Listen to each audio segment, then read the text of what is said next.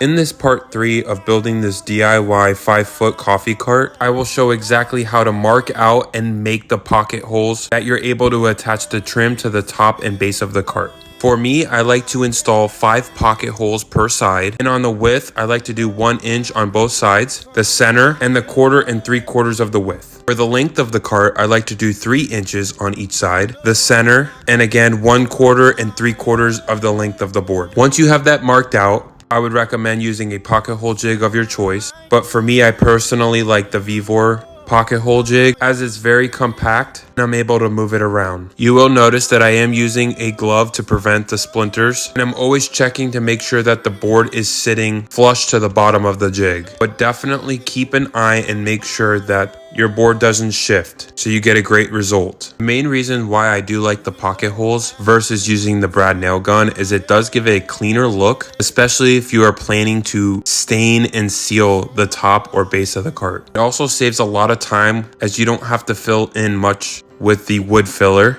Once you're done with that board, you'll do the same exact process to the other board. And again, this is for the top and base of the cart. I would say to make sure that you are using the better looking board for the top and or the top of the base of the cart so you get the best look possible. You could always double check your work as these holes should line up exactly. Another reason why I like the Vevor jig because it provides the jig, the drill bit that you need. There was minimal setup time and it's very consistent. Once you're finished with making all the pocket holes, you are ready for the next step, which is to install the outer trim for the top and base of the cart. And I do use wood glue besides the 1 1/4 inch pocket hole screws. This is what it would look like when you're all said and done, and then I would recommend giving it a quick sanding throughout. So make sure to put all your questions in the comments and follow for the rest of the build.